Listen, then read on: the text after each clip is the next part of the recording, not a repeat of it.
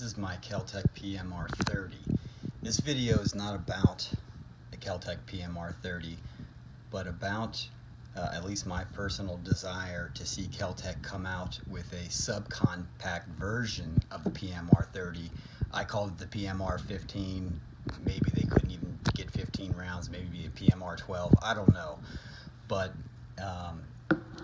the things I like about the PMR30 are the super lightweight, the very almost non-existent recoil, and the fact that it can hold 30 rounds. This gun weighs less than a pound when it is not loaded, and when it is fully loaded with 30 rounds, it weighs a little over a pound. That's pretty impressive. This is I believe it's a second generation. I'm not sure what generation they're on now. I first shot one of these maybe about 4 or 5 years ago. My friend had one and we were out shooting at the range, and he pulled it out and I shot it, and I just fell in love with it. I thought it was one of the coolest guns I ever shot. So it took me about a year during that time to get one, because they were hard to come by at that time. The place I bought it from had a lifetime warranty, and I probably had less than 1,000 rounds through it, maybe less than 500 rounds even, and something went wrong. I'm not exactly sure, but the firing pin just wouldn't work.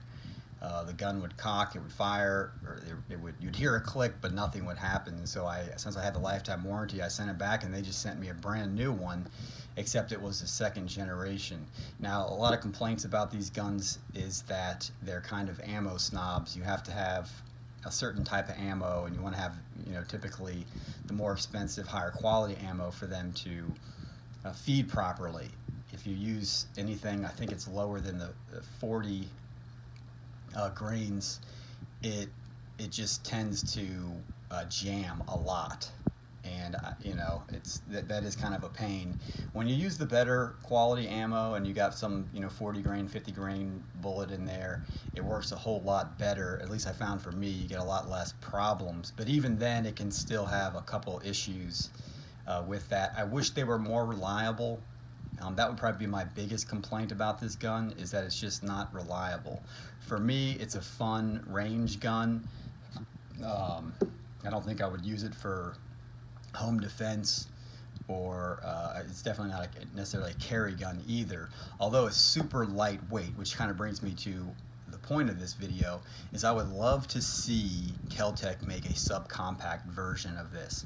Now mine here has this, I added this light and laser to it. I forgot what these call, I'll put them in the description, but it's a different base plate. And the thing that happens with these guns that I found is when you're firing it, sometimes your wrist can accidentally press the magazine release, and so you'd be shooting, and then all of a sudden nothing would happen. You're like, what happened? And you just barely touched this, and it popped out the magazine just low enough so that it obviously couldn't feed the next round. So this company came out with these things here. You just put them on, you replace the existing plate with these, and then this is empty. What happens is it kind of it blocks it from you doing that. So ever since I have put these on mine, I haven't had that problem. One problem I did have one time at a range was this new base plate came off, and the spring shot out down the range, and they had to shut the range down for a minute so they could go get that for me. But other than that, I've been pretty happy with these things. Kind of looks a little funny, but if you're having problems with that, that was the one thing I found to kind of stop that. Anyways, back to what I was saying, what I'd like to see. Because this gun is so lightweight, it would make a great compact concealed carry gun. They'd have to cut it down here and here, and so that it could be more compact. And obviously you couldn't get 30 rounds in it then, but if you could at least get 12 or 15 in there, it would be a really great option for a lot of people.